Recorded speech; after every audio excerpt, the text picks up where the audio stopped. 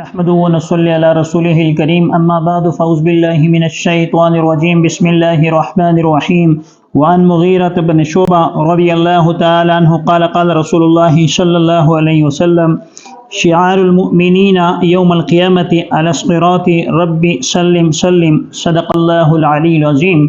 حضرت مغیرہ ابن شعبہ رضی اللہ تعالیٰ عنہ سے روایت ہے کہ نبی کریم صلی اللہ علیہ وسلم نے فرمایا قیامت کے دن پل صراط پر سے گزرتے وقت اہل ایمان کی علامت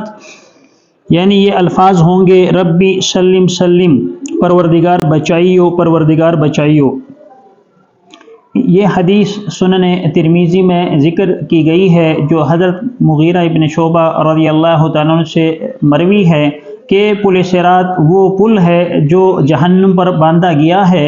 اور اس پر سے مومنین بھی گزریں گے یعنی اہل ایمان والے بھی گزریں گے اور کفار بھی اس پل پر سے گزریں گے۔ یہ پل بہت ہی زیادہ محتاط اس پر چلنا ہوتا ہے۔ ایسا پل ہے کہ رسول اللہ صلی اللہ علیہ وسلم نے اس کے بارے میں فرمایا کہ یہ اس پل پر مسلمان بھی گزریں گے کافر بھی گزریں گے، لیکن بعض لوگ ایسے ہوں گے جو فوری اس پر گزر جائیں گے اور بعض لوگ ایسے ہوں گے جو آہستہ آہستہ چلیں گے اور بعض لوگ اس پر کٹ کٹ کر جہنم میں گر پڑیں گے۔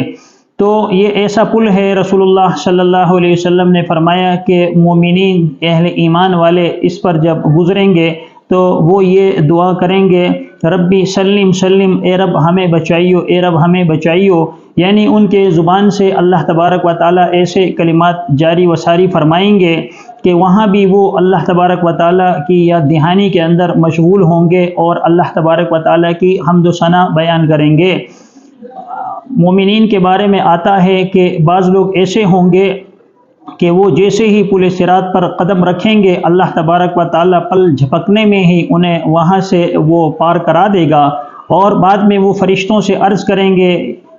کہ اے فرشتوں وہ راستہ کہاں ہے جہاں سے ہمیں گزرنا ہے اور جسے پل صراط کہا جاتا ہے؟ تو فرشتے ان سے کہیں گے کہ وہ پل تم طے کر چکے ہو، یعنی انہیں تم عبور کر چکے ہو، تو اسے پل صراط کہا جاتا ہے۔ یہ اتنا باریک راستہ ہے، رسول اللہ صلی اللہ علیہ وسلم نے فرمایا کہ یہ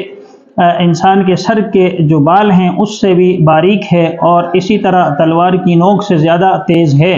تو اس پر گزرنا انتہائی مشکل ہے۔ اللہ تبارک و تعالیٰ سے دعا ہے کہ اللہ تبارک و تعالیٰ ہم سب کو اہل ایمان والوں کے ساتھ رکھے اور ان لوگوں کے ساتھ جو آخرت کے اندر نجات پانے والے ہیں ان کے ساتھ ہمیں بھی شامل فرمائے تاکہ ہماری عاقبت وہ سنور جائے۔ اللہ تبارک و تعالیٰ ہمیں رسول اللہ صلی اللہ علیہ وسلم کی سنتوں پر عمل پیرا ہونے والا بنائے تاکہ ہماری دنیا کے ساتھ عاقبت بھی سنور جائے۔ اللہ عمل کی توفیق عطا فرمائے۔ آمین وآخر دعوانا ان الحمد للہ رب العالمین۔